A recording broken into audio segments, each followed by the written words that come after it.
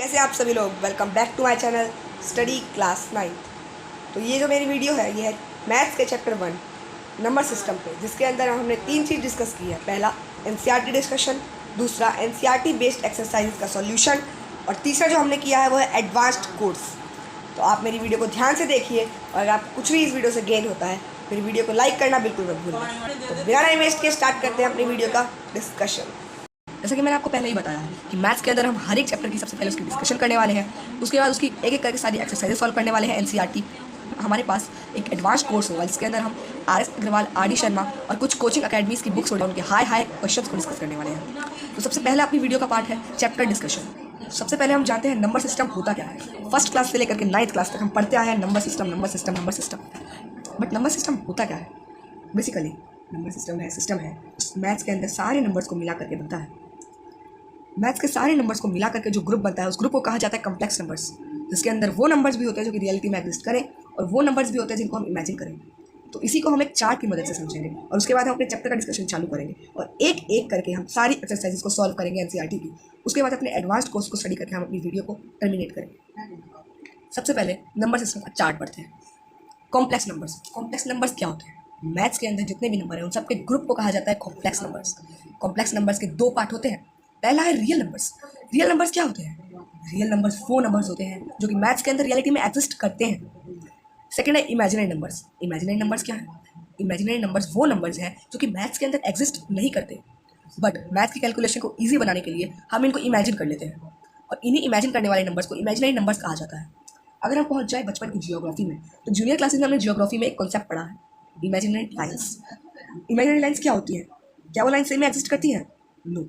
वो लाइन्स हम इमेजिन करते हैं अपने ग्लोब को अच्छे से समझने के लिए। अगर हम पहुंच जाए सोलर सिस्टम के अंदर जब हम प्लैनेट्स बनाते हैं तो प्लैनेट्स के साथ साथ उनका एक पाथ भी ड्रॉ करते हैं सोलर सिस्टम की स्टडी को ईजी करने के लिए, और प्लैनेट्स के पाथ को अच्छे से समझने के लिए हम उस पाथ को ड्रॉ करते हैं। उसी तरीके से मैथमेटिक्स के अंदर इमेजिनरी नंबर्स वो नंबर्स होते हैं जिनको हम यूज़ करते हैं मैथमेटिक्स की कैलकुलेशन को ईजी बनाने के लिए। तो हमने कम्प्लेक्स नंबर के 2 पार्ट पढ़े, रियल नंबर्स, इमेजिनरी नंबर्स। अब जरा हम एक बार इन तीनों का डिनोशन देख लेते हैं। इनकी डिनोशन जो होती है, कम्प्लेक्स नंबर को हम Z से डिनोट करते हैं, रियल नंबर्स को R से और इमेजिनरी नंबर्स को I से। इमेजिनरी नंबर्स वाला जो पार्ट है वो हम स्टडी करेंगे हायर क्लासेस में। 9th क्लास तक के सिलेबस में हमने केवल रियल नंबर स्टडी किया है, तो अभी हम रियल नंबर्स के पार्ट को डिस्कस करते हैं। रियल नंबर्स कौन से नंबर्स होते हैं? रियल नंबर्स वो नंबर्स होते हैं जो कि मैथमेटिक्स में रियली एग्जिस्ट करें, ये हमने पहले स्टडी कर लिया है। अब हम इसके पार्ट्स के बारे में डिस्कस करते हैं। इसके 2 पार्ट्स होते हैं। फर्स्ट है रैशनल नंबर्स, सेकंड है इर्रेशनल नंबर्स। रैशनल नंबर्स क्या होते हैं? रैशनल नंबर्स बेसिकली वो नंबर्स होते हैं जिनको हम P/Q के फॉर्म में लिख सकें, जहाँ पे P और Q दोनों इंटीजर्स हो और जो Q है वो 0 के इक्वल ना हो।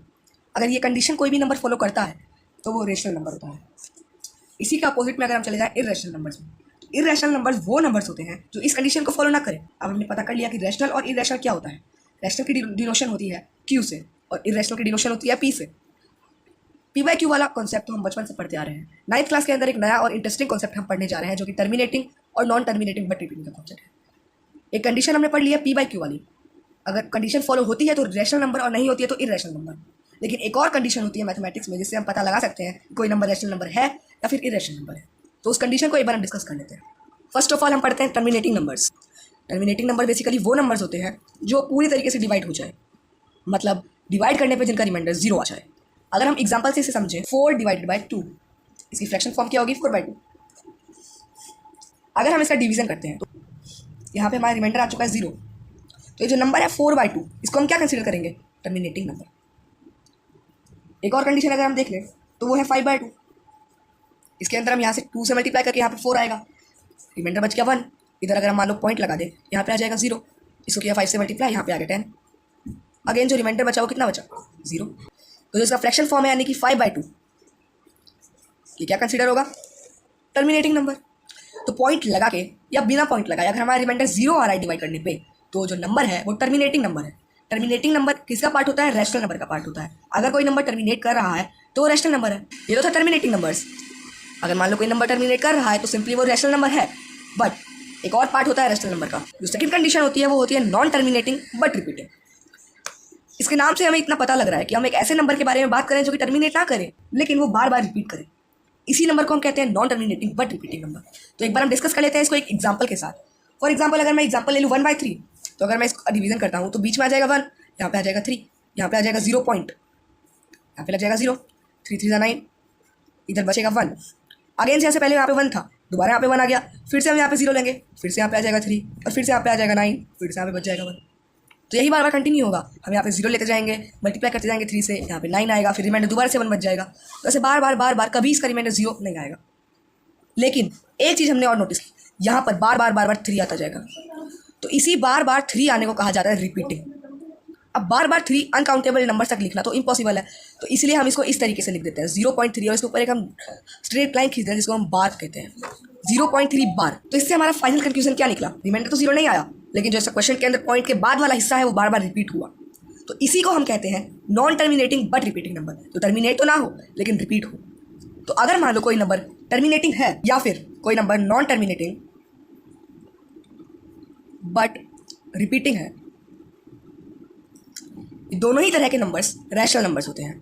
अगर हमें पता लगाना है किसी नंबर को देख के कि क्या वो रैशनल नंबर है, तो या तो हम p/q वाली ट्रिक से लगा सकते हैं। उसकी सेकंड ट्रिक ये होती है कि हम ये देख लो कि अगर वो नंबर टर्मिनेट कर रहा है डिवाइड करने पे या फिर टर्मिनेट ना करके रिपीट कर रहा है तो वो नंबर रैशनल नंबर होगा। तो जैसा कि हमने डिस्कस कर लिया रियल नंबर्स का पहला पार्ट जो कि था रैशनल नंबर, हम ये कैसे पता लगाएं कि कोई नंबर रैशनल है या फिर नहीं है। अब सेकेंड है हमारा इर्रेशनल नंबर। फर्स्ट क्लास से लेकर के 8th क्लास तक हम ये सारा कॉन्सेप्ट पढ़ते आए हैं, सारा कॉन्सेप्ट रैशनल नंबर्स का। 9th क्लास से ऑनवर्ड अब हम पढ़ने वाले हैं irrational number. Basically irrational number क्या होते हैं? वो नंबर जो कि p/q के फॉर्म में ना लिखा जाए, जहाँ पे p और q इंटीजर हो और q 0 के इक्वल ना हो। ये तो कोई पहली कंडीशन पता लगाने की कि कोई नंबर इर्रेशनल है या नहीं।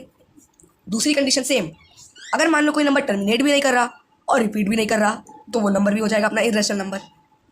इनका डिनोशन देख लेते हैं। रैशनल नंबर को q, इर्रेशनल को p। कॉम्प्लेक्स नंबर हमने पढ़ा, उसके 2 पार्ट पढ़े, रियल इमेजिनरी। इमेजिनरी हमारे सिलेबस से आउट है तो हम रियल नंबर को आगे स्टडी किए। रियल नंबर के हमने 2 पार्टों के बारे में बात की, rational numbers, irrational numbers. Rational number के हमने बारे में स्टडी किया जिसको हम आज तक 8th क्लास तक पढ़ते आए हैं। इर्रेशनल नंबर हमने आज तक नहीं पढ़ा। अब रैशनल नंबर्स के पार्ट को एक बार क्विक रिव्यू लेकर के डिस्कस कर लेते हैं। रैशनल नंबर के 2 पार्ट होते हैं, इंटीजर, फ्रैक्शन। इस तरीके से इंटीजर क्या होते हैं? इंटीजर के भी 2 पार्ट्स होते हैं, negative numbers, whole numbers. Negative numbers हमें पता है कि आगे माइनस लग जाए। होल नंबर्स क्या होते हैं? होल नंबर्स बेसिकली 2 तरह के नंबर से मिला के बनते हैं, 0 या फिर नेचुरल नंबर्स। और नेचुरल नंबर से क्या कहा सकता है? Positive numbers. 0 और नेचुरल नंबर्स को मिला करके बनता है होल नंबर। 8 तक तो हमने सारा का सारा रैशनल नंबर वाला पार्ट पढ़ लिया। अब 9th के अंदर हम पढ़ने वाले हैं इर्रेशनल वाला पार्ट।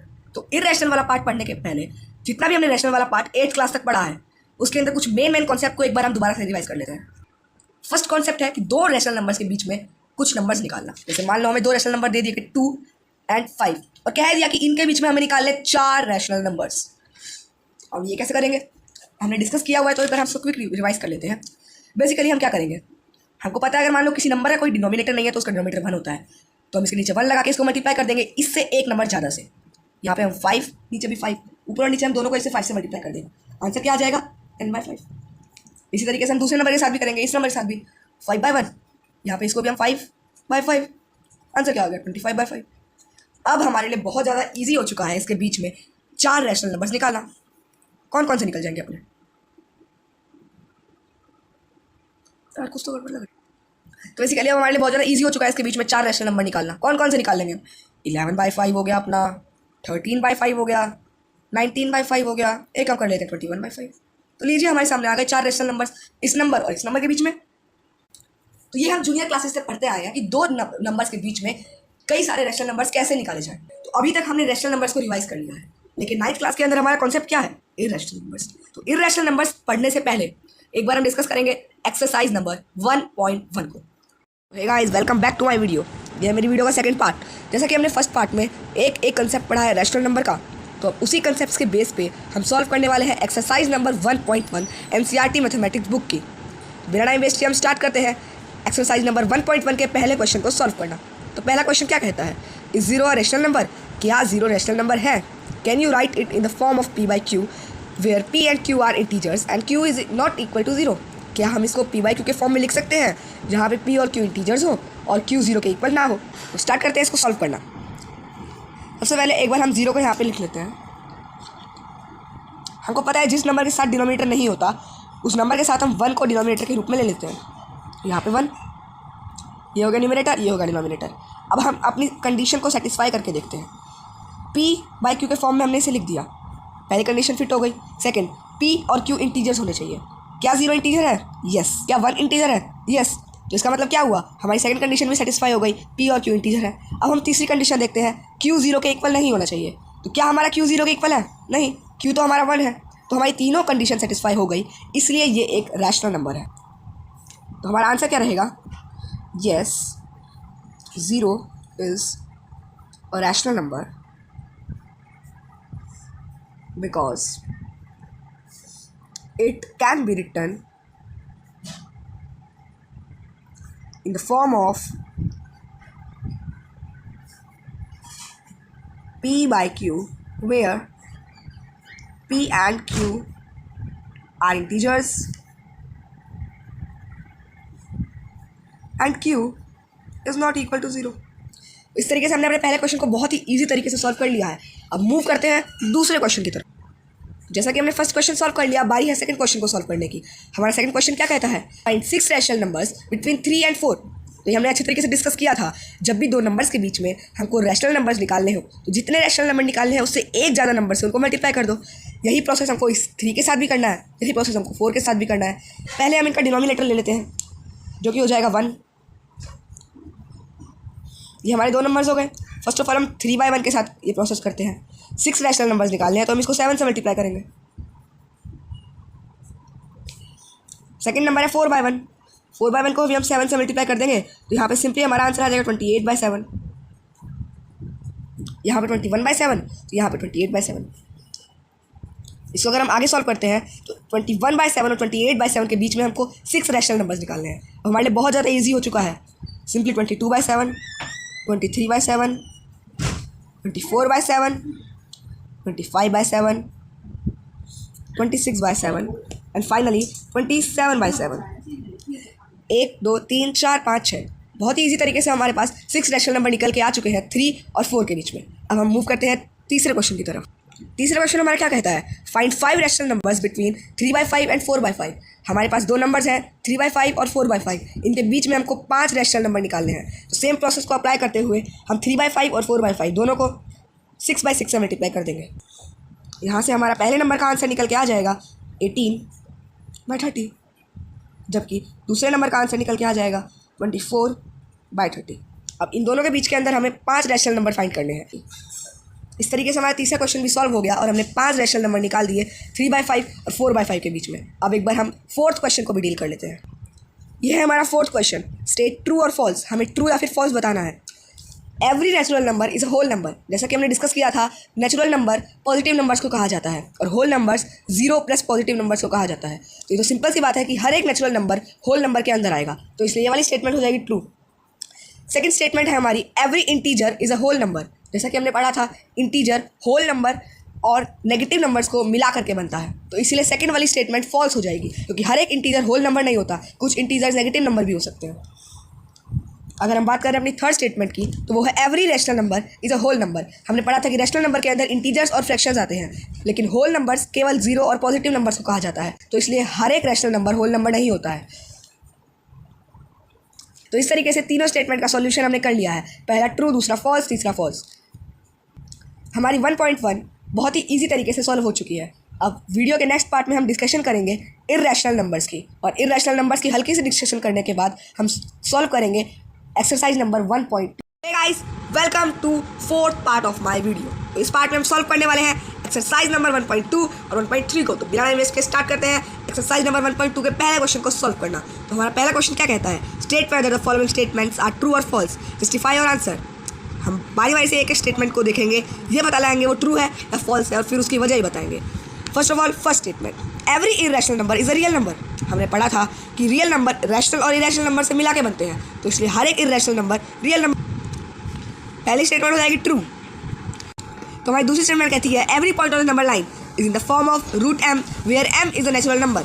तो अगर हम इस स्टेटमेंट को अपनी नंबर लाइन के ऊपर अप्लाई करें तो इसका मतलब है कि हर एक जो हमारे पास नंबर होता है नंबर लाइन में, वो रूट m की फॉर्म में होता है। मान लो कि -2 रूट m के बराबर है, तो अगर हम देखें तो फिर m की जो वैल्यू आएगी वो यहाँ पे कहा गया है नेचुरल नंबर, लेकिन कभी भी नेचुरल नंबर का जो अंडर रूट होता है वो नेगेटिव नंबर नहीं हो सकता है, इसीलिए जो हमारी सेकंड वाली स्टेटमेंट है फॉल्स हो जाएगी। अगर हम बात करें अपनी तीसरी स्टेटमेंट की, तो वो है every real number is a rational number. जैसे कि हमने पढ़ा था, रियल नंबर दो नंबर से मिला करके बनते हैं, एक तो रैशनल और एक इर्रेशनल।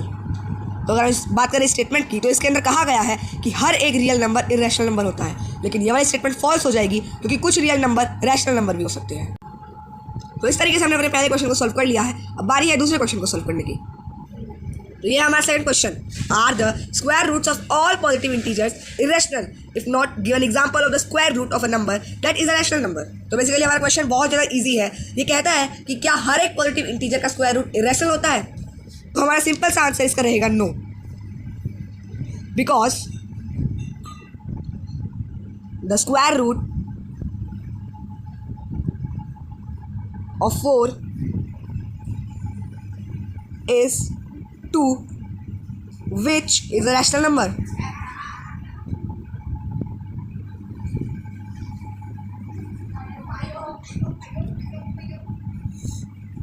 तो इसका आंसर हमारा सिंपली हो जाएगा नहीं, क्योंकि 4 का स्क्वायर रूट 2 होता है और 2 एक रैशनल नंबर है, इसलिए हर एक पॉजिटिव इंटीजर का स्क्वायर रूट इरेशनल नहीं होता। अब हम बढ़ते हैं अपने तीसरे क्वेश्चन की ओर।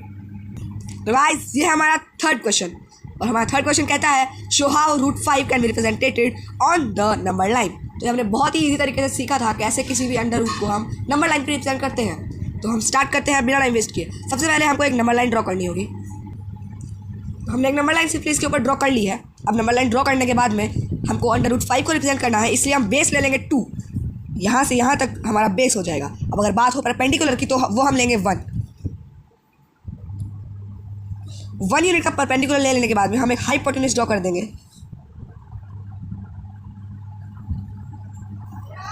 कुछ इस तरीके से हाइपोटेन्यूज ड्रॉ कर देने के बाद में हम अपनी कंपास की नीडल को रखेंगे 0 के ऊपर,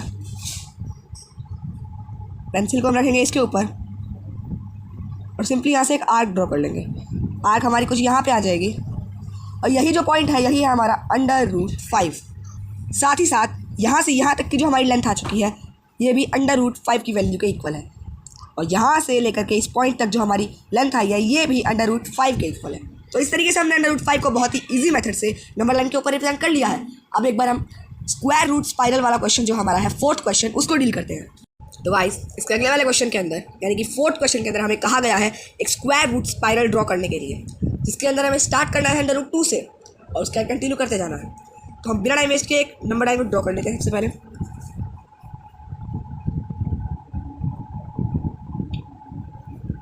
तो इस तरीके से हमने एक नंबर लाइन ड्रॉ कर ली है। हमें कहा गया है कि हमें एक लाइन सेगमेंट ड्रॉ करना है OP1। तो हम O जो नाम है वो दे देंगे 0 को और P1 हम नाम दे देंगे 1 को, क्योंकि हमें क्वेश्चन में मेंशन किया गया है कि हमें यूनिट लेंथ की जो है बेस लेना है। यूनिट लेंथ का बेस यानी कि 1 सेंटीमीटर का बेस लेने के बाद अब हम चलते हैं परपेंडिकुलर की तरफ। तो क्वेश्चन के अंदर हमें कहा गया है कि जो परपेंडिकुलर है वो हमें यूनिट लेंथ का ही लेना है और वो हमें लेना है P1 P2। तो P1 तो हमारे पास ऑलरेडी है, इसके जस्ट ऊपर में अब हम P2 के लिए एक यूनिट लेंथ की हम लाइन ड्रॉ कर देते हैं।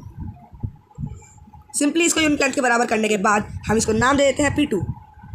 अब इसके बाद हम यहाँ से एक हाइपोटेन्यूज ड्रॉ करेंगे। इस तरीके से हमने यहाँ पे हाइपोटेन्यूज ड्रॉ कर लिया है। तो जो हमारी लेंथ आई है ये है रूट 2 के इक्वल। अब हम एक लाइन सेगमेंट ड्रॉ करेंगे P2 P3। अब हम एक लाइन सेगमेंट ड्रॉ करेंगे P2 P3 की। तो सिंपली P2 हमारे पास ऑलरेडी है, अब जस्ट यहीं से हम एक ड्रॉ कर देते हैं लाइन सेगमेंट जो कि हमारा P3 तक बन जाएगा। यूनिट लेंथ का ही करना है हमें ये भी। इस तरीके से हमने इसको भी यूनिट लेंथ का ले लिया है। अब यहाँ से हम अगेन एक हाइपोटेन्यूज ड्रॉ करेंगे और इस पॉइंट को नाम दे देंगे P3। ये हमारी वैल्यू आ गई रूट 3 के बराबर, और ये जो हमारा पॉइंट है इसको हम नाम दे देंगे P8। इस तरीके से हमारा स्क्वायर रूट स्पाइरल बन चुका है और हमारी एक्सरसाइज नंबर 1.2 सॉल्व हो चुकी है। अब हम सॉल्व करने के ट्राई करते हैं 1.3 को। तो गाइस अब सॉल्व करते हैं एक्सरसाइज नंबर 1.3 को। तो हमारे एक्सरसाइज नंबर 1.3 का पहला क्वेश्चन कहता है write the following in decimal form and say what kind of decimal expansion each has. अब इसके अंदर हमें कहा गया है कि इन सब की डेसिमल फॉर्म में इनको लिखो और फिर बताओ कि इनकी डेसिमल एक्सपेंशन कैसी है, या तो टर्मिनेटिंग या तो नॉन टर्मिनेटिंग बट रिपीटिंग। तो हम स्टार्ट करते हैं इसे सॉल्व करना। फर्स्ट पार्ट है हमारा 36/100। इसको हम कर देंगे डिवाइड। 36 आएगा बीच में 100 बाहर, यहाँ पे लग जाएगा 0 पॉइंट और यहाँ पे आ जाएगा 0। अब 100 को अगर हम मल्टीप्लाई करेंगे 3 से तो फिर यहाँ पे आ जाएगा 300, बचेगा यहाँ पे 60 बच जाने के बाद में हम यहाँ पे दोबारा से लगा देंगे 0। तो यहाँ पे हम इसको मल्टीप्लाई करेंगे 6 से तो आ जाएगा 600 और यहीं पे एक क्वेश्चन हो जाएगा टर्मिनेट। तो हमारा जो आंसर आया, जो हमारा क्वेश्चन आया वो आया 0.36, और क्योंकि हमारा रिमाइंडर कम्प्लीटली 0 आ गया इसलिए ये है टर्मिनेटिंग। अब हम बढ़ते हैं अपने दूसरे पार्ट की तरफ। सबसे पहले हम इस मिक्स्ड फ्रैक्शन को इम्प्रॉपर फ्रैक्शन में कन्वर्ट करेंगे। तो सिंपली हमारा आंसर आ जाएगा 35/8। अब इसको डिवाइड करने पे 35 चला जाएगा अंदर और 8 बाहर। हम इसको 4 से मल्टीप्लाई करेंगे तो यहाँ पे आ जाएगा 32। इसके बाद माइनस करने में यहाँ बच जाएगा 3, हम यहाँ पे लगा देंगे 0 और उसके बाद हम इसको मल्टीप्लाई कर देंगे 3 से, यहाँ पे आ जाएगा 24, बचेगा 6 बच जाने के बाद हम यहाँ पे दोबारा से 0 लगाएंगे और फिर हम 8 को मल्टीप्लाई कर देंगे 7 से, यहाँ पे आ जाएगा 56, बचेगा 4, यहाँ पे लग जाएगा 0 और सिंपली यहाँ पर अगर हम 8 को मल्टीप्लाई करेंगे तो 8 5 40। तो इस तरीके से हमारा जो क्वेश्चन है पूरी तरह टर्मिनेट हो जाएगा। आंसर आएगा वो आएगा 4.375। तो ये हमारा जो टाइप हो जाएगा इसका वो हो जाएगा टर्मिनेटिंग, क्योंकि हमारा जो रिमाइंडर है वो फाइनली 0 आ ही गया। अब हम बढ़ते हैं अपने फोर्थ पार्ट की तरफ। हमारा फोर्थ पार्ट है 3/13। इसको अगर हम डिवाइड करेंगे तो 3 चला जाएगा अंदर, 13 रहेगा बाहर। यहाँ पे हम लगा देंगे 0 पॉइंट और यहाँ पे आ जाएगा एक 0 लगा देने के बाद में अगर हम 13 को मल्टीप्लाई करेंगे 2 से तो यहाँ पे आ जाएगा 26, माइनस करने पे बचेगा 4, यहाँ पे आ जाएगा एक 0। तो जब हम 13 को मल्टीप्लाई करेंगे 3 से तो यहाँ पे आ जाएगा 39, यहाँ पे बच जाएगा 1। अब इसको हम यहाँ पे लगा देंगे 0, बात नहीं बनी तो यहाँ पे आ जाएगा 0, यहाँ पे लग जाएगा एक और 0। तो अब हम इसको मल्टीप्लाई कर देंगे 7 से मल्टीप्लाई करने पे हमें आ जाएगा 91, बचेगा 9 और यहाँ पे लग जाएगी 0, यहाँ पे 0 लगाने के बाद हम इसको मल्टीप्लाई कर देंगे 6 से। जब इसको 6 से मल्टीप्लाई करेंगे तो यहाँ पे जो हमारा आंसर है वो आ जाएगा 78, माइनस करने में बच जाएगा 12। अब 12 बचने के बाद हम यहाँ पे 0 लगाएंगे एक और, तो फिर हम 13 को मल्टीप्लाई कर सकते हैं 9 से, यहाँ पे आ जाएगा 117, यहाँ बच जाएगा 3। अब यहाँ पे हम नोटिस करेंगे कि पहले भी यहाँ पे 3 था, दोबारा यहाँ पे 3 आ गया, यानी कि अभी तक जितनी भी डिजिट्स आई हैं वो सारी डिजिट रिपीट होने वाली है। तो इसको आगे डिवाइड करने से अच्छा होगा कि हम यहीं पे एक बार लगा दें। तो जो हमारा आंसर आ जाएगा इसका वो आ जाएगा 0.23079 बार। और अगर हम इसके टाइप की बात करें तो हो जाएगा नॉन टर्मिनेटिंग बट रिपीटिंग। इस तरीके हमारा फोर्थ पार्ट भी सॉल्व हो गया। ये हमारा second question, if you know that 1/7 is equal to 0.142857 bar, can you predict what the decimal expansion each has without doing long division? 2/7, 3/7, 4/7, 5/7, 6/7। तो वो कहा गया है कि हमें पता है कि 1/7 की जो वैल्यू है वो है 0.142857 बार। तो अब 2/7, 3/7, 4/7, 5/7 और 6/7 इन सब की हमें वैल्यू निकालनी है बिना इनका लॉन्ग डिवीजन किए। तो ये बहुत ज़्यादा सिंपल है। हम जानते हैं कि 1/7 इक्वल है 0.142857 बार के। तो हमारा 2/7 है वो इक्वल हो जाएगा 0.142857 इंटू 2 के। इसी तरीके से जो हमारा 3/7 है वो इक्वल हो जाएगा 0.142857 बार इंटू 3 के। इस तरीके से हम इन सब की वैल्यू निकाल सकते हैं। तो एक बार इनका मल्टीप्लिकेशन करके हम पता लगा लेते हैं कि कितना हमारा आंसर आएगा। अब जैसे कि हमने इन सब की वैल्यू निकाल ली है तो मुड़ते हैं अपने क्वेश्चन नंबर 3 की ओर। थर्ड क्वेश्चन का फर्स्ट पार्ट है 0.6 बार। इस क्वेश्चन को सॉल्व करने के लिए सबसे पहले हम इसको x से इक्वल ऐड कर लेंगे। x के इक्वल ऐड करने के बाद ये बन जाएगी हमारी फर्स्ट इक्वेशन। अब 10 से मल्टीप्लाई कर देंगे हम बोथ साइड पे। 10 से मल्टीप्लाई करने के बाद जो हमारे पास इक्वेशन बन के आएगी वो होगी हमारी सेकंड इक्वेशन।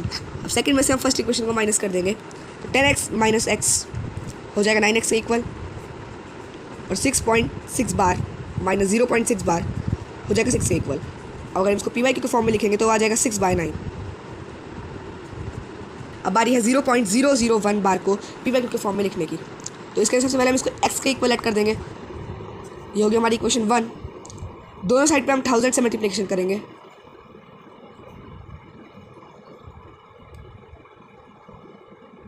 इस तरीके से बन जाएंगे हमारी सेकंड इक्वेशन।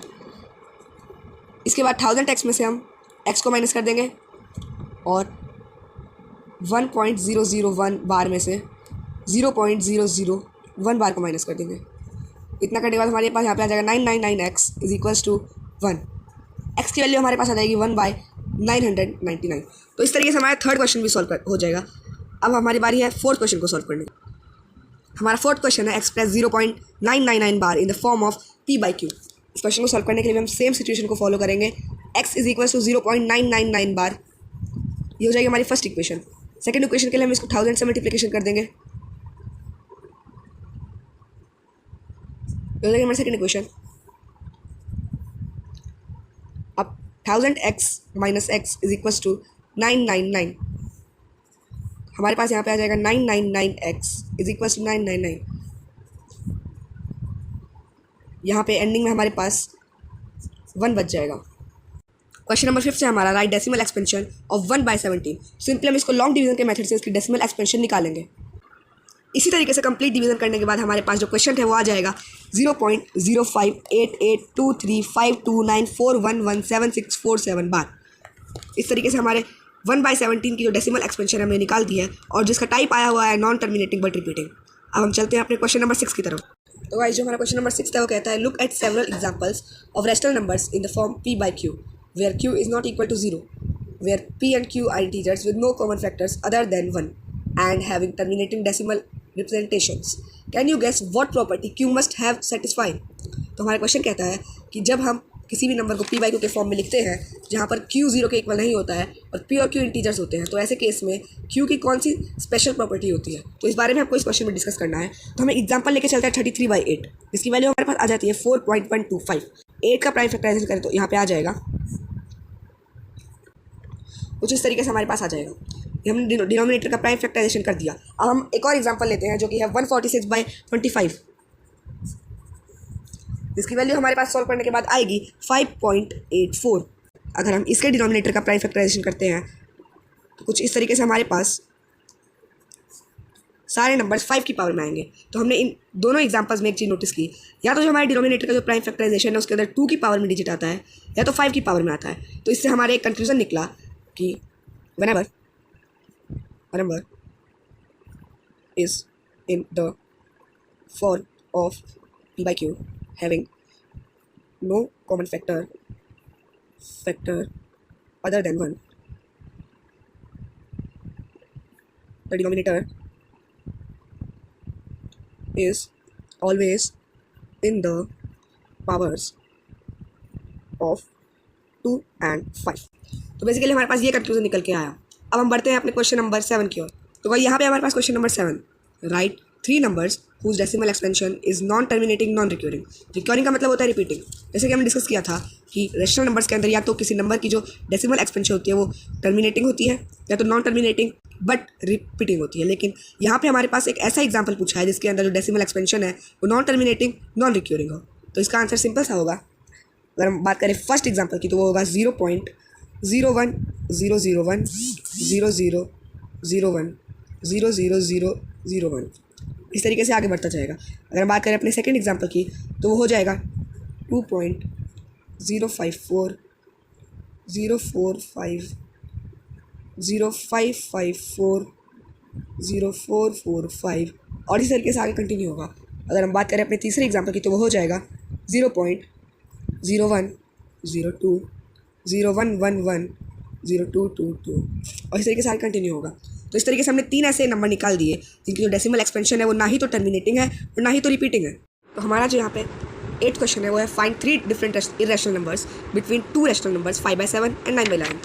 तो ऐसे क्वेश्चन को डील करने के लिए हमको सबसे पहले इसकी और इसकी दोनों की डेसिमल एक्सपेंशन निकालनी होगी। उसके बाद इसके बीच के 3 डिफरेंट इरेशनल नंबर्स निकाल देंगे। सबसे पहले हम 5/7 की डेसिमल एक्सपेंशन करने के लिए इसको लॉन्ग डिवीजन से करते हैं। हमारा जो आंसर है इसका आ जाएगा 0.714285। अब हम एक बार डेसिमल एक्सपेंशन निकालेंगे 9/11 की। तो हम 9 को रखेंगे बीच में, 11 को रखेंगे हम बाहर। इस तरीके से जो हमारे पास 2 नंबर्स आ चुके हैं वो पहला है 0.714285 के ऊपर बार। जो हमारा सेकंड आया है वो आया है 0.81। तो इन दोनों के बीच के अंदर से हमें 3 रैशनल नंबर्स निकालने हैं। तो इन दोनों नंबर्स के बीच में से हमें 3 इर्रेशनल नंबर्स फाइंड करने हैं। तो इनके बीच में इर्रेशनल नंबर फाइंड करने के लिए हम सिंपली सबसे पहले तो 0 पॉइंट यहाँ पे 7 1 है तो हम यहाँ पे 7 2 से आगे कोई भी नंबर लगा सकते हैं। 7 2 1 3 1 1 2 1 3 1 1 1 2 1 1 1 3 1 1 1 1 और इस तरीके से आगे कंटिन्यू होगा। तो हमने एक इर्रेशनल नंबर निकाल लिया फर्स्ट। सेकंड निकालने के लिए 0.71 यहाँ पे 4 है तो हम कोई 5 से भी निकाल सकते हैं। 5 2 0 2 0 0 2 0 0 0 और इस तरीके से कंटिन्यू होगा आगे। अब हम थर्ड इर्रेशनल नंबर निकालेंगे। तो यहाँ पे हमारे पास 0.81 है तो हम यहाँ पे 0.0 के आगे कोई भी नंबर लिख सकते हैं। 1 0 0 001 और इसी तरीके से आगे कंटिन्यू होगा। तो इस तरीके से हमने 3 इर्रेशनल नंबर्स निकाल लिए 2 रैशनल नंबर्स के बीच में। तो अब हम अपना फाइनली 9th क्वेश्चन सॉल्व करते हैं और उसके बाद अपना नेक्स्ट कोर्स स्टार्ट करते हैं। तो हमारा 9th क्वेश्चन है क्लासीफाई एज रैशनल और इरेशनल। नीचे दिए हुए नंबर्स को हमें ये बताना है कि रैशनल है या फिर इरेशनल है। पहला नंबर है √23। जैसा कि हमें पता है तो √23 की कोई परफेक्ट वैल्यू नहीं होती है, इसलिए हमारा हो जाएगा इरेशनल। अगर हम बात करें दूसरे की तो हम जानते हैं √225 की जो वैल्यू आती है वो होती है 15, इसलिए हो जाएगा रैशनल। अगर बात करें तीसरे की तो ये पूरी तरह टर्मिनेटिंग है, तो इसलिए हो जाएगा रैशनल। फोर्थ क्वेश्चन अगर हम देखें 7.478478, तो ये बार बार 478478478 रिपीट हो रहा है, तो इसलिए ये नॉन टर्मिनेटिंग बट रिपीटिंग है, तो इसलिए हो जाएगा रैशनल। अगर हम देखें अपने फिफ्थ क्वेश्चन को तो वो है 1.10 ऐसे कंटिन्यू होता रहेगा ये, तो इसलिए हो जाएगा इरेशनल नंबर क्योंकि इसके अंदर कोई भी डिजिट्स रिपीट नहीं हो रही है। तो इस तरीके से हमारा क्वेश्चन नंबर 9 भी सॉल्व हो चुका है और हमारी 1.2 और 1.3 कंप्लीट। अब 1.4 और 1.5 को सॉल्व करने के लिए जो जो कंसेप्ट हमको सीखने हैं उन कंसेप्ट्स के लिए हम अपना नेक्स्ट कोर्स स्टडी करते हैं। आप सभी का स्वागत है मेरी वीडियो के 5वें पार्ट में। इस 5वें पार्ट में हम एक कंसेप्ट स्टडी करने वाले हैं जिसके बेस पे हम अपने एक्सरसाइज नंबर 1.4 और 1.5 सॉल्व करेंगे। तो हमारा सबसे पहला कंसेप्ट है ऑपरेशंस ऑन इर्रेशनल नंबर्स। तो हमने इर्रेशनल नंबर्स के बारे में थोड़ी थोड़ी बातें जानी हैं, अब उनको और अच्छे से जानने के लिए हम उनके अंदर ऑपरेशंस ऑपरेट करेंगे। तो बिना टाइम वेस्ट के हम स्टार्ट करते हैं कुछ एग्जांपल्स के साथ। तो आज हमारा फर्स्ट पार्ट जो है ऐड 2√2 + 5√3 एंड √2 - 3√3। सबसे पहले हम जो लाइक टर्म्स हैं उनको एक साथ कर लेंगे और अनलाइक टर्म्स को अलग अलग। तो फिर सबसे पहले हम 2√2 + √2 + 5√3 - 3√3। तो इसको सॉल्व करने पे हमारे पास 2√2 + √2 हमारे पास आ जाएगा 3√2 प्लस यहाँ पे 5√3 - 3√3, यहाँ बच जाएगा 2√3। अब हम बढ़ते हैं अपने सेकंड एग्जांपल की तरफ। तो गाइस ये है हमारा मल्टीप्लाई 6√5 / 2√5। तो हम जानते हैं 6√5 को हम 6 × √5 भी लिख सकते हैं और 2√5 को हम 2 × √5 भी लिख सकते हैं। तो हमको कहा गया कि इन दोनों को हमें आपस में मल्टीप्लाई करना है, तो हम बीच में मल्टीप्लाई का साइन लगा देंगे। इतना करने के बाद 6 को हम 2 से मल्टीप्लाई कर देंगे और √5 को हम √5 से मल्टीप्लाई कर देंगे। 6 × 12 मल्टीप्लाइड बाय √5 × √5 हमारा हो जाएगा 5। 12 से हमारे पास आ जाएगा 60। तो इस तरीके से बहुत ईजी मेथड से हमने इसका आंसर निकाल लिया। अब बढ़ते हैं अपने तीसरे और लास्ट एग्जाम्पल की तरफ। तो गाइस ये आपके सामने हमारा लास्ट पार्ट डिवाइड 8√15 / 2√3। तो सबसे पहले तो हम इसको फ्रैक्शन की फॉर्म में लिख लेंगे 8√15 अपॉन 2√3। इतना करने के बाद हम √15 को √5 × √3 के फॉर्म में लिख लेंगे 8 × √5 × √3 अपॉन 2 × √3। अब कुछ लोगों का क्वेश्चन हो सकता है कि हमने √15 को √5 × √3 से क्यों किया। गाइस हम जानते थे कि 8 तो 2 से कट जाता, लेकिन एंडिंग में हमें दिक्कत आती इसको इससे काटने में। तो हम जानते थे कि अगर ये और ये आपस में कुछ इक्वल से बन जाए तो हम इनको इजीली कट करके अपने क्वेश्चन को आगे सॉल्व कर सकते हैं। इसलिए हमने कुछ ऐसा किया जिससे मल्टीप्लिकेशन हमारे पास √3 ऊपर और नीचे दोनों साइड आ गया। तो अब √3 से √3 हम इसीली काट सकते हैं। यहाँ पे 2 से कट जाएगा 8 4 पे, तो एंडिंग में हमारे पास डिनोमिनेटर में 1 बचेगा, तो 4 × √5 हमारा फाइनल आंसर आ जाएगा। और इस तरीके से हमारा ये लास्ट एग्जांपल भी बहुत इजी तरीके से सॉल्व हो चुका है। अब जो हमारा अगला कंसेप्ट है वो है रैशनलाइजिंग द डिनोमिनेटर। तो गाइस कई बार क्वेश्चन सॉल्व करने के टाइम पे हमारे पास कुछ ऐसा सिचुएशन आके खड़ी हो जाती है जिसके अंदर न्यूमरेटर हमारा रैशनल होता है और डिनोमिनेटर हमारे पास होता है इरेशनल, और इरेशनल डिनोमिनेटर के साथ एलसीएम लेना बहुत ज़्यादा टफ हो जाता है। तो इसलिए हमारे पास 9th क्लास में एक कंसेप्ट होता है रैशनलाइजिंग द डिनोमिनेटर। इस कंसेप्ट की मदद से हम अपने इरेशनल डिनोमिनेटर को रैशनल बना देते हैं। तो इसको करने के लिए सबसे पहले हम एक एग्जाम्पल के साथ चलेंगे। मान लो 2/√3। अगर हमारे पास डिनोमिनेटर में सिंगल डिजिट है तो उसी डिजिट को हम मल्टीप्लाई कर देंगे ऊपर और नीचे कुछ इस तरीके से, मल्टीप्लाइड बाय √3/√3। इतना करने के बाद डिनोमिनेटर हमारे पास आ जाएगा 3। √3 × √3 3 के इक्वल होता है और ऊपर 2 × √3 हो जाएगा 2√3। तो इस तरीके से हमारा जो डिनोमिनेटर है वो रैशनल बन जाएगा। अब अगर मान लो हमारे पास डिनोमिनेटर के अंदर 2 टर्म्स आ जाएँ, फॉर एग्जाम्पल 2/√3 - 5। ऐसे केस में हमें सिंपल एक पैटर्न फॉलो करना है। हमारे पास डिनोमिनेटर में जो भी ऑपरेशन है उसी ऑपरेशन के उल्टा, सपोज हमारे पास माइनस है तो प्लस, प्लस है तो माइनस, कुछ इस तरीके से हम मल्टीप्लाई कर देंगे √3 + 5 / √3 + 5। इतना कर देने के बाद में हमारे पास जो डिनोमिनेटर है उसके अंदर एक प्रॉपर्टी हमें दिख रही है। वो प्रॉपर्टी है a - b multiplied by a + b is equals to a² - b²। तो इसी प्रॉपर्टी को हम इसके अंदर अप्लाई करेंगे तो यहाँ पे हो जाएगा √3 का स्क्वायर - 5 का स्क्वायर, 3 - 5 ये हो जाएगा हमारे पास -2। तो अगर हम अपने क्वेश्चन पे वापस लौटे तो हमारे पास ऊपर था 2 × √3 + 5, ये हमारे पास हो जाएगा 2√3 + 5 × 10। अगर बात करें डिनोमिनेटर की तो वहाँ पे हमारे पास बच जाएगा -2।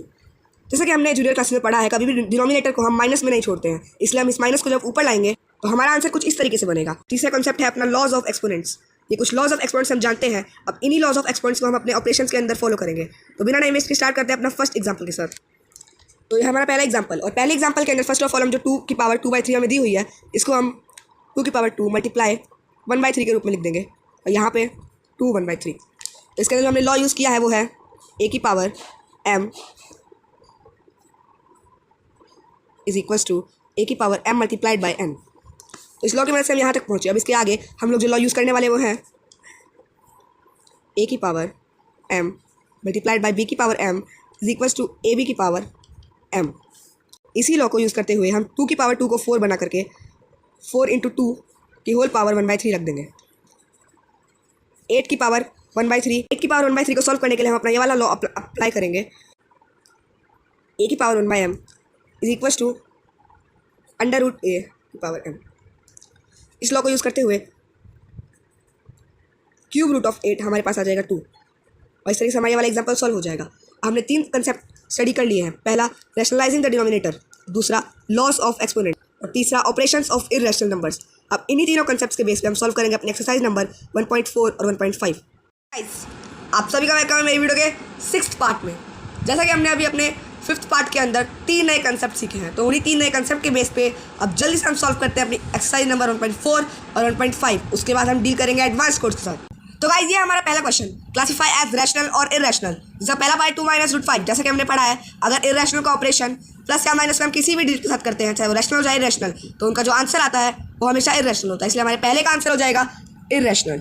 अगर हम बात करें अपने सेकंड की तो वो है 3 + √23 - √23। अगर हम इसको सॉल्व करेंगे आगे तो हमारा कुछ इस तरीके से प्लस का √23 से माइनस का √23 कट जाएगा और हमारे पास बचेगा 3, और 3 एक रैशनल नंबर होता है, इसलिए जो हमारा सेकंड पार्ट है वो है रैशनल नंबर। अगर हम बात करें अपने थर्ड पार्ट की जो कि है 2√7/7√7, तो इसके अंदर √7 से √7 कट जाएगा और हमारे पास बच जाएगा 2/7, जो कि एक रैशनल नंबर है, इसलिए हमारा थर्ड पार्ट भी हो जाएगा रैशनल। तो इस तरीके से हमने हमारा पहला क्वेश्चन सॉल्व कर लिया है। अब हम बात करते हैं अपने दूसरे क्वेश्चन की। तो यह हमारा second question, simplify each of the following. पहला पार्ट है 3 + √3 × 2 + √2। अगर हम इसको मल्टीप्लाई करेंगे तो हमारे पास यहाँ पे आ जाएगा 6 + 3√2 + 2√3 + √6। यह आ जाएगा हमारा आंसर। अगर हम बात करें अपने सेकंड पार्ट की, जैसा कि हमने पढ़ा है a + b का होल स्क्वायर, इसका आंसर होता है a² + b² + 2ab। तो इसी फॉर्मूले को हम यहाँ पे अप्लाई करेंगे और यहाँ पे हमारा आंसर आ जाएगा √5 का स्क्वायर प्लस √2 का स्क्वायर प्लस 2 × √2 × √5। इसे अगर हम अपने आगे सॉल्व करें तो यहाँ पे आ जाएगा 5 + 2 + 2 × √10। तो हमारे यहाँ पे आंसर आ जाएगा 7 + 2√10। तो इस तरीके से हमारे दोनों के दोनों पार्ट सॉल्व हो चुके हैं क्वेश्चन नंबर 2 के। अब हम बढ़ते हैं अपने क्वेश्चन नंबर 3 की ओर। जो हमारा क्वेश्चन नंबर 3 है वो है recall pi is defined as the ratio of the circumference of a circle to its diameter, that is pi is equal to c/d। This seems to contradict the fact that pi is irrational. How will you solve this contradiction. तो इस question के अंदर कहा गया है कि पाई को define किया जाता है सर्कमफ्रेंस से डायमीटर की रेशियो से, लेकिन हम पाई को इरेशनल कहते हैं। तो क्या ये एक गलती है? तो इसका आंसर होगा no, this is not a contradiction. क्योंकि जब भी हम कोई भी कैलकुलेशन करते हैं या फिर कोई भी मेजरमेंट करते हैं तो हम कभी भी एक्यूरेट वैल्यू नहीं लेते, हमेशा हमारे पास एक अप्रॉक्सीमेट वैल्यू आती है। तो जब हम सर्कमफ्रेंस और डायमीटर की मेजरमेंट करते हैं तो वो भी एक्यूरेट ना करके अप्रॉक्सीमेट आती है। इसलिए सर्कमफ्रेंस और डायमीटर के इरेशनल होने के कारण से जब उनको हम आपस में डिवाइड करते हैं तो जो हमारा आंसर आता है पाई, वो भी इरेशनल होता है। इस तरीके से हमारा तीसरा क्वेश्चन सॉल्व हो जाएगा। तो इसका आंसर हो जाएगा it is not a contradiction when we measure circumference and diameter the measured value is also irrational, not accurate, so their ratio pi is also irrational। तो हम बढ़ते हैं अपने चौथे क्वेश्चन की ओर। हमारे पास जो फोर्थ क्वेश्चन है वो है represent √9.3 on the number line. तो इसको रिप्रेजेंट करने के लिए सबसे पहले एक नंबर लाइन ड्रॉ करेंगे जो कि होगी 10.3 सेंटीमीटर लॉन्ग। उसके ऊपर हम बीच में एक मार्क कर देंगे 9.3 का। नंबर लाइन ड्रॉ करके मिड पॉइंट निकालने के बाद अब हम एक सेमी सर्कल ड्रॉ कर देंगे नीडल को मिड पॉइंट पे रख के। सेमी सर्कल ड्रॉ करके हम यहाँ से एक लाइन ड्रॉ करेंगे और लाइन ड्रॉ करके हमारे पास यहाँ पे नीडल रखने के बाद हम यहाँ से एक आर्क लगाएंगे, वो हमारे पास निकल करके आ जाएगा √9.3। तो हमारे सामने आ चुका है √9.3। अब हम तो इस तरीके से जो हमारा √9.3 है वो हमने नंबर लाइन पर रिप्रेजेंट कर लिया। ये हमने जब कंसेप्ट स्टडी किया था तब भी हमने ये सीखा था। अब इतना करने के बाद हम क्वेश्चन नंबर 5 करते हैं और फिर 1.5 में जो लॉज ऑफ एक्सपोनेंट्स यूज हैं उनको भी सॉल्व करेंगे। फिफ्थ पार्ट है हमारा रैशनलाइजिंग द नंबर। इसका फर्स्ट पार्ट की बात करें तो वो है 1/√7। 1/√7 के डिनोमिनेटर को रैशनलाइज करने के लिए हम इसको ऊपर और नीचे √7 से मल्टीप्लाई कर देंगे। न्यूमिनेटर हमारा बन जाएगा √7 और डिनोमिनेटर में हमारे पास आ जाएगा 7। इस तरीके से हम इसको बहुत ही ईजी मेथड से रैशनलाइज कर देंगे। अब हम बात करें अगर सेकंड पार्ट की तो वो है 1/√7 माइनस √6। जैसा कि हमने डिस्कस किया था, अगर डिनोमिनेटर में ऑपरेशन सब्ट्रैक्शन का हो तो हम मल्टीप्लाई करते टाइम उसको एडिशन का बना देते हैं, और अगर एडिशन का हो तो मल्टीप्लाई करते टाइम उसको सब्ट्रैक्शन का बना देते हैं। तो इस क्वेश्चन में हमारे पास जो ऑपरेशन है वो सब्ट्रैक्शन का है, तो मल्टीप्लाई करते टाइम हम इसको एडिशन का बना देंगे। ऊपर और नीचे दोनों साइड हम इसको मल्टीप्लाई कर देंगे √7 प्लस √6 से। इतना कर देने के बाद डिनोमिनेटर में हमारे पास एक फॉर्मूला निकल के आ जाएगा जो कि है a + b × a - b = a² - b²। उसी फॉर्मूले को लगाते हुए यहाँ पे हमारे पास डिनोमिनेटर में आ जाएगा 7 - 6 और न्यूमिनेटर की बात करें तो हमारे पास आ जाएगा √7 प्लस √6। अगर हम इसको आगे सॉल्व करें तो हमारे पास आंसर आ जाएगा √7 प्लस √6। इस तरीके से हमने अपने सेकंड पार्ट को भी सॉल्व कर लिया।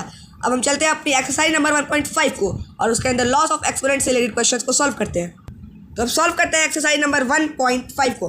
तो उसका पहला क्वेश्चन है फाइंड। पहला पार्ट सॉल्व करते हैं 64 की पावर 1/2। जैसा कि हमने एक फार्मूला को स्टडी किया था, a की पावर 1/m = √m।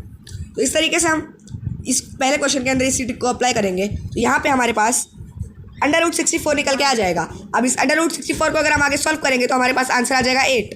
तो हमारा पहला जो पार्ट है वो सॉल्व हो चुका है। अगर हम बात करें अपने दूसरे पार्ट की तो वो है 32 की पावर 1/5।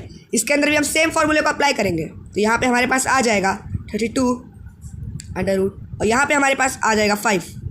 जैसा कि हम जानते हैं 2 की पावर 5 32 के इक्वल होता है, इसलिए हमारा इसका जो आंसर है वो निकल के आ जाएगा 2। अगर हम बात करें अपनी थर्ड पार्ट की तो वो है 125 की पावर 1/3। जैसा कि हम जानते हैं इसी फॉर्मूले को हम इसके अंदर लगाने वाले हैं। 125 इधर और 3 इधर आ जाएगा। हमें पता है कि 5 की पावर 3 125 के इक्वल होती है, इसलिए इसका आंसर हो जाएगा 5। फर्स्ट क्वेश्चन को हमने बहुत ही इजी मेथड से सॉल्व कर लिया है। अब हम चलते हैं अपने सेकंड क्वेश्चन की तरफ। तो ये है हमारा सेकंड क्वेश्चन जिसके अंदर आपको फाइंड करना है फर्स्ट पार्ट 9 की पावर 3/2। जैसा कि हमने एक लॉ पढ़ा था, a की पावर m × a की पावर n = a की पावर m × n। तो इस लॉ के हिसाब से हम यहाँ पर 9 की पावर 1/2 और ब्रैकेट क्लोज करके यहाँ पे हम 3 लिख देंगे, तो कि मल्टीप्लाई करने पे वापस से 3/2 ही आ जाएगी। इसको आगे सॉल्व करें अगर तो हम जानते हैं a की पावर 1/m = √a और यहाँ पे m। तो इसी फॉर्मूले को अप्लाई करते हुए हम यहाँ पर 3 लिख देंगे और इसकी पावर हम रख देंगे 3। 3 की पावर 3 हम जानते हैं 27 होती है, इसलिए बहुत ईजी तरीके से हमारा जो आंसर है वो आ जाएगा 27। अगर हम बात करें अपने सेकंड पार्ट की तो वो है 32 की पावर 2/5। सेम फार्मूलाज को इसमें अप्लाई करते हुए हम यहाँ पे 32 की पावर 1/5 लिख के इसकी होल पावर 2 लिख देंगे।